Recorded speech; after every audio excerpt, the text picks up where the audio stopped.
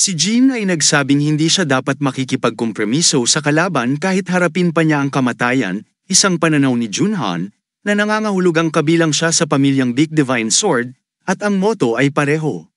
Galit na itinaas ni Jean ang kanyang sword. Sinasabing hindi niya kayang makita itong nagpapahinga sa loob ng kulungan, ngunit kailangan niyang magtrabaho para dito.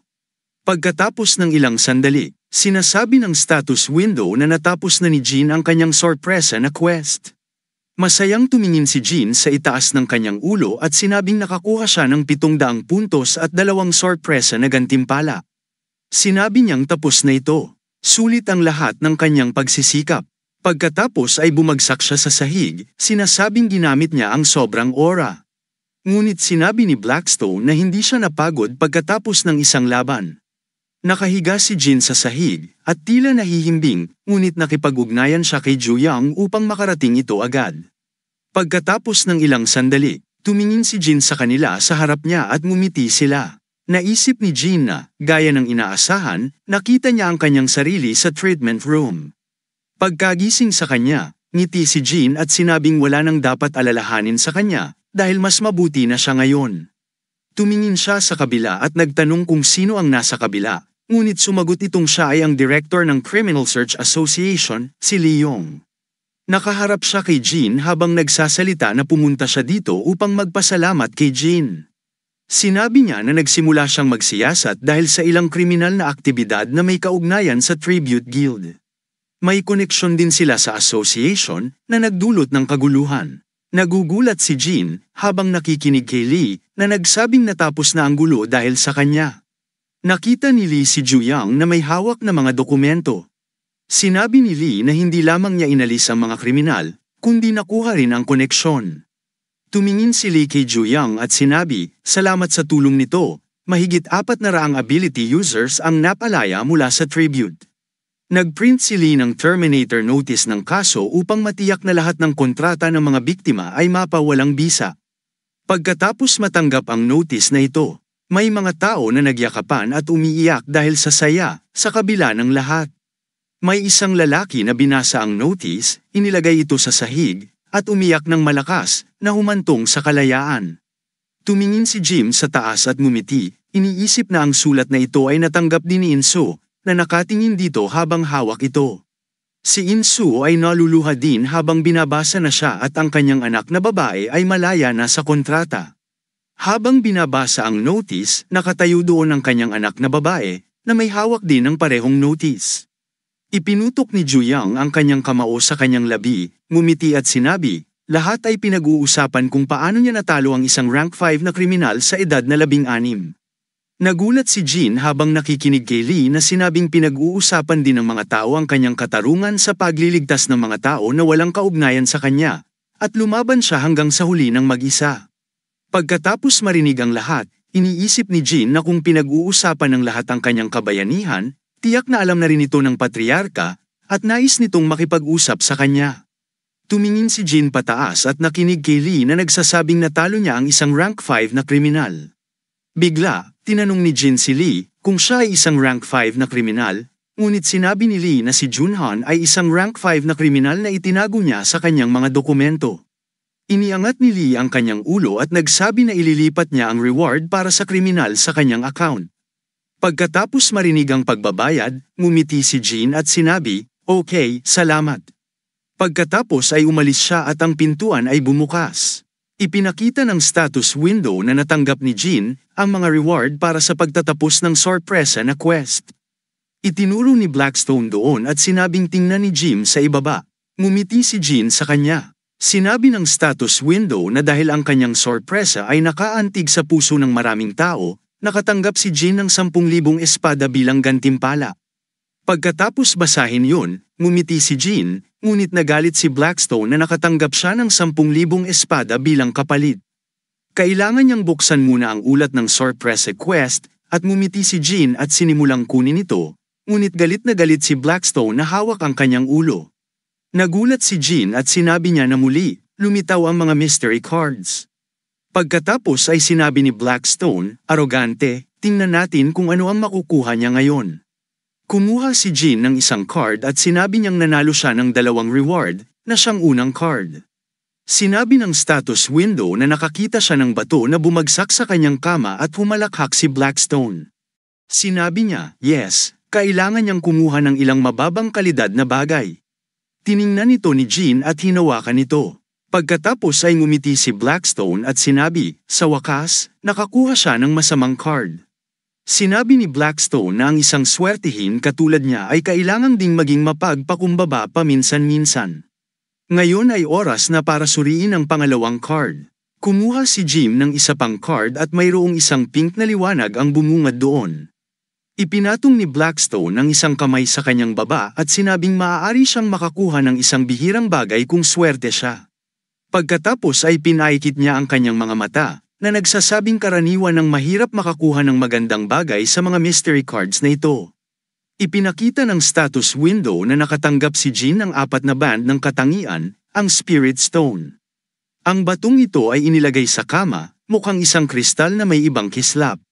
Habang hawak ito, at sinabi ni Jean na nakakuha siya ng 2 gantimpala na may kaugnayan sa mga attribute, at dapat niyang suriin ang isang listahan ng espiritu o tingnan ito ng maayos. Inisip ni Blackstone na magagawa niyang palakasin ang kanyang abilidad sa ranggong mid-low kung gagamitin niya yon. Kaya't siya rin ay magiging mas malakas. Nag-apply si Jean ng puwersa sa bato at sinabing gusto niyang subukan ito kaagad. Ginamit niya ang 4 na band ng Spirit Stone, dahan-daang kinonsumo ang enerhiya ng Spirit Stone, at ang kanyang sensibilidad ay tumaas ng 5 puntos na permanente. Pumikit si Jean habang iniabsorb ang iba't ibang kulay ng mga sinag na umiikot sa kanya. Pagkatapos ay ngumiti si Jean, iniwan si Blackstone at sinabi na may isa pang reward na natitira. 2 mystery cards ang lumitaw sa harap ni Jean, at kailangan niyang pumili ng isa. Sinabi ni Blackstone na parehong natatangi ang mga card, kaya kahit alin ang pipiliin niya ay magiging maganda. Inilagay ni Jim ang kanyang kamay sa kanang card at sinabing gusto niyang piliin ito. Pagkatapos pumili ng card, sinabi ng status window kay Jean na may isang gate patungo sa landas ng espada na nabuksan para sa kanya, at siya ay nakatayo sa isang lugar na nababalot ng nyebe. Sinabi ng status window system na suriin ang mga propesyon ni Jean at suriin ang horizontal slash na halos mastered na. Pagkatapos basahin yun, bigla na lang nakaramdam si Jean ng sakit sa kanyang ulo, kaya't pumikit siya ng isang mata. Pagkatapos ay yumuko siya at hinawakan ang kanyang ulo dahil sa sakit, at sinabi ni Blackstone na sinusuri ng system ang kanyang mga kakayahan. Samantala, 2 lilang kandila ang nakasindi sa gilid ng ulo ni Jean. Sinabi ng status window na ang unang gate ng 10,000 espada, ang light sword, ay nabuksan na, at ang ika-4 na gate ng 10,000 espada na may lightning sword ay nabuksan na rin. Habang nakatingin pababa, sinabi ni Jean na isang landas ng espada ang naingatan sa kanyang isip, at pagkatapos ay sinabi ni Blackstone na ito ang unang pagkakataon na makakita siya ng isang tao na nakakakuha ng landas ng espada. Galit na sinabi ni Blackstone, yumuko sa sistema bilang pasasalamat, ngunit nakikinig si Jean sa anong direksyon siya dapat yumuko. Pagkalipas ng ilang sandali, sinabi ng patriarka kay Jim na dati siyang may hawak ng buong kontrol. Sinabi ni Jean habang nakaupo sa sahig na iginalang niya ang patriarkang. Ang ama na ngumiti, at sinabi kay Jean na wala pang sinuman sa anumang guild o pamilya na 16 na taong gulang at nagawang talunin ng isang rank 5 na user. Sinabi ni Jim na siya ay isang direktang linya ng Big Pamilya, at ang pagkakamali niya ay katumbas ng pagkakamali sa buong pamilya, kaya inisip niya na obligado siyang pabagsakin silang lahat. Pagkatapos marinig yon, sinabi ng patriarka na kahanga-hangang pag-iisip yon. Bamantong hininga si Jean, pakiramdam niya na hindi niya inaasahang maririnig ang ganoong salita mula sa patriarka. Pagkatapos ay sinabi ng patriarka na may mga taong nagdududa na natalo niya ang isang rank 5 na swordsman, lalo na ang yung mga iniisip na isa siyang karibal. Sinabi ng patriarka na nakakainis din na marinig na natalo siya. Si Jean na may suspisyon, iniisip na gusto siyang subukin, pagkatapos isaalang-alang iyon. Tiningnan siya ni Jean, ngunit sinabi ng kanyang ama na kailangan niyang talunin ang mga rank 3 na halimaw at magpapadala siya ng mga imbitasyon sa kanilang mga karibal. Ngumiti si Blackstone pagkatapos marinig ang patriarka, ngunit si Jean ay nag-alala habang nakaupo sa sahig. Sinabi ng ama na maniniwala ang lahat sa kanya kapag napatay niya ang mga high rank na halimaw sa dungeon. Tinanong ni Jean kung ano ang magiging suporta ng pamilya ang inaasahan niya.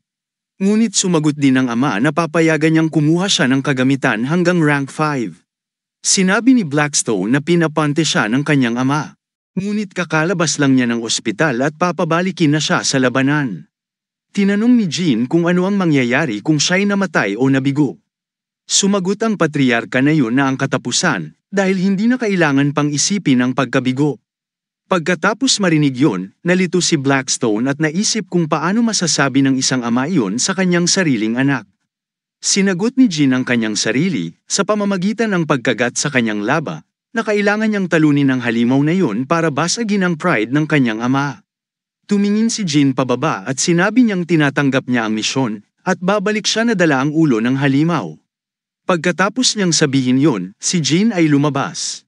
Pagkaalis ni Jean, naisip ng kanyang ama na kung siya'y mamatay, maaaring maging kahihiyan ito. Samantala, biglaang binuksan ni Park ang pinto at galit na tiningnan ang kanyang kapatid, inilagay ang kanyang ulo sa kanyang ulo, at sinabing dapat siyang kumatok muna bago pumasok. Inilagay niya ang kanyang mga kamay sa mesa at sinabi na dapat niyang malaman ang tungkol sa mga tsismis tungkol sa Big Family. Sinabi niya na nakangiti, na winasak ni Jean ang isang multi-level na guild at pinatay ang isang rank 5 na kriminal. Pumikit si Park at sinabi na pupunta siya sa bagong tuklas na rank 3 dungeon. Sinabi ni Park na kahit ano paman, pupunta siya doon. Samantala, habang binabasa ang liham, sinabi ni Juyong na nakakuha siya ng isang rank 3 na dungeon na walang anumang impormasyon at isang boss, kaya hindi siya dapat pumunta doon. Ngumiti lang si Jean at iniabot ang kanyang kamay para kunin ang liham at sinabi, okay lang. Ibigay mo sa kanya yon. Inilingon ni Jean ang kanyang mga labi at pagkatapos ay galit na tiningnan ang liham. Pagkatapos ibigay ang liham, sinabi ni Juyong na dahil kamakailan lang natuklasan ang dungeon na yun, walang nakakaalam tungkol sa mga mana, halimaw at sa kapaligiran nito. Tumingin si Blackstone sa papel at tinanong kung natatandaan ba niya ang lugar na ito sa kanyang nakaraang buhay, at sumagot si Jean na alam niya ang lugar na ito. Ngumiti si Blackstone at sinabi, magaling, may impormasyon ka rin ngayon na magbibigay sa iyo ng kalamangan. Tumingin si Jean sa tasa ng berdeng tsaa at sumagot, pero limitado lang ang impormasyong ito, kaya't hindi ito masyadong makakatulong, at ang dungeon na ito ay sira na. Sinabi ni Jean na ang mga kakilakilabot na halimaw sa loob ng dungeon na ito ay nakatakas na dahil sa pagkabigo ng raid. Sinabi ni Blackstone na nangangahulugan yun na mas kaunti ang impormasyon na mayroon siya ng maaga, kaya't nag-isip si Jean na kahit papaano ay makakapaghanda siya ng maayos. Sinabi ni Jean na ang tanging mga tao na itinalaga sa dangi na ito ay sina Juyong at siya, at kaya't ito ang dahilan na worried siya. Tumingin si Jean sa kanya at nagsabi na huwag mag-alala at okay lang yun. Nagsulat si Jean sa papel na kinuha niya ang mga bagay na isinulat niya mula sa imbakan ng kagamitan. Pagkatapos ay iniabot niya ang papel kay Juyang, na sinabing kung banggitin niya ang kanyang ama, ibibigay nila sa kanya ang lahat ng iyon. At kuhain ang mga bagay na wala sa imbakan. Nagulat si John at tiningnan ang papel, at sumagot siya na okay. Kinabukasan, sina Jean at Juyong ay nakatayo sa pasukan ng dungeon. Habang hawak ang mga bag, ngumiti si Juyong at sinabing siya ay mananalo. Tinanong ni Jean kung ano ang sinabi niya kay Lee tungkol sa kanya. At sinabi ni Juyong na inilapag ang bag sa sahig, sinabi niya ang katotohanan. Ngumiti si Jean dahil sa sinabi ni Juyong na siya ay isang tapat na tao. Natalo niya ang isang level na guild, tinuruan silang lahat ng mag-isa, at gumawa ng paraan para mahanap ang mga papeles. Tumugon ng magalang si Juyang na ang pinakamahalagang bahagi ay lumahok siya upang iligtas ang mga tao nang walang anumang bayad o reward. Nagtaka si Blackstone kung anong mukha ang gagawin niya kung sasabihin niyang ginawa niya yon dahil sa quest. Tumingin si Juyong kay Jean at sinabi niya ang katotohanan, ngunit maraming tao ang nag-iisip na ito ay isang tsismis. Tumingin si Juyong sa likuran at sinabi na maraming tao ang hindi naniniwala dito.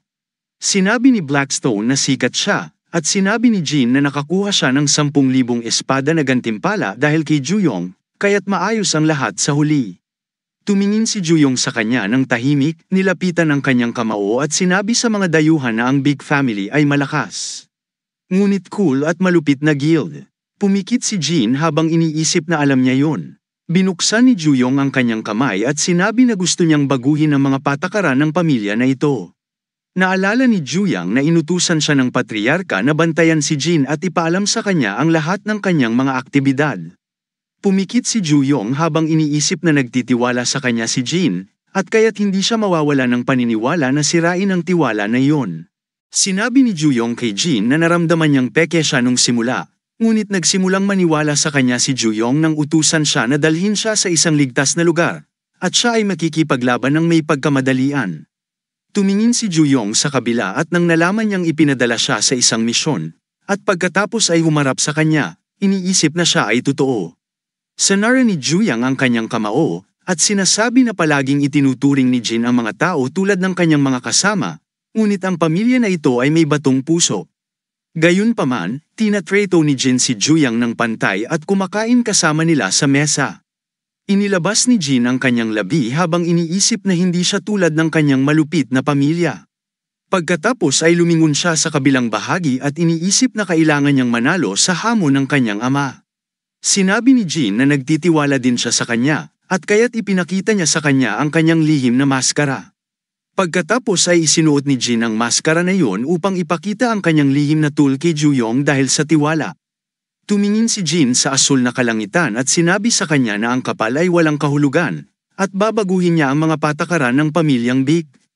Tumingin si Jin kay Juyan at ngumiti, iniisip na siya ay masaya na may isa pang tao na may parehong layunin sa kanya. Si Juyong ay tumingin sa kanya, huminga ng malalim, at naghihintay ng kanyang sagot. Sanaras ang kamay ni Jin at sinabi na babaguhin niya ito, habang nakatayo doon at ngumiti. Sinabi ni Jin na ngayong araw ay ipapakita niya sa lahat na siya ay makapangyarihan at tapat. Nang marinig yun, ngumiti si Juyong at umupo sa sahig sa harap niya, na sinabing kasama siya sa kanya. Itinaas ni Jin ang kanyang kamay at nagsabi, mag-focus tayo sa kasalukuyang gawain. Samantala, dumating si Park at tinanong ni Jin kung sino siya, pagkatapos ay sinabi ni Juyong na siya ay si Park Young-wha. Yumuko si Park at sinabing isinakripisyo niya ang kanyang tulog para mag-training dahil sa kanya. At ngumiti siya, sinabing hindi pa rin niya siya naaalala. Nagulat si Jin sa kanya, at pagkatapos ay nagalit si Park, umalis sa lugar, at sinabing ipapakita niya sa kanya kung sino siya. Pagkatapos ay iniwasan niya ang kanyang mukha at nagalit, sinabing makikita nila kung sino ang mananalo. Sinabi ni Jin nang may pagmamalaki na hindi niya nakikita ang mga kalaban dito. Pagkatapos ay inilagay ni Juyong ang kanyang kamay sa kanyang mukha. Tinanong siya ni Blackstone tungkol sa kanyang pag-uugali, at sumagot si Jin, tingnan mo roon. Nakakatawa lang, ngunit sinabi ni Jin na mukhang medyo malakas siya. Nakita ni Jin na halos nasa ranggo 4 na si Park. Itinaas ni Juyong ang kanyang kamay at nagsabi, na huminto muna dahil may sasabihin siya. Bago pumasok, sasabihin ko sa iyo na ang matabang lalaki ay si Song Ji-han, mula sa Light Gate. Ayaw niyang sumali, ngunit nang marinig niyang papunta si Jin dito, nag-sign up siya upang pumunta. Ang lalaki na may itim na buhok na si So Jin-win at ang lalaki na may blonde na buhok na si Tang Han mula sa Phoenix Guild ay nandito rin. Tinitingnan nila ang nagniningning na butas at sinabing ang kompetisyon ay sa pagitan ng mga anak lamang ng mga pamilya. Ngayon ay may itim na landas na ginawa sa isang dilaw na bilog, na nangangahulugang ang dungeon ay handa ng pasukin. Maraming tao ang mabilis na pumunta patungo sa dungeon. Si Jin at Julian ay tumingin din roon at nakita na ang mga tao ay papunta roon. Sinabi ni Jin na kailangan nilang pumasok, ngunit inihayag ni Juyong, pakisuyo, mag-ingat. Ngumiti si Jin at sinabi, ayos lang, nagtitiwala ako sa iyo. Pagkatapos pumasok sa dungeon, ang mga tao ay tumingin sa purong kalangitan at sa isang kastilyo at iniisip na napunta sila sa maling lugar. Nagulat ang mga tao at tumingin sa kastilyo, at tinanong ni Blackstone, paano ito?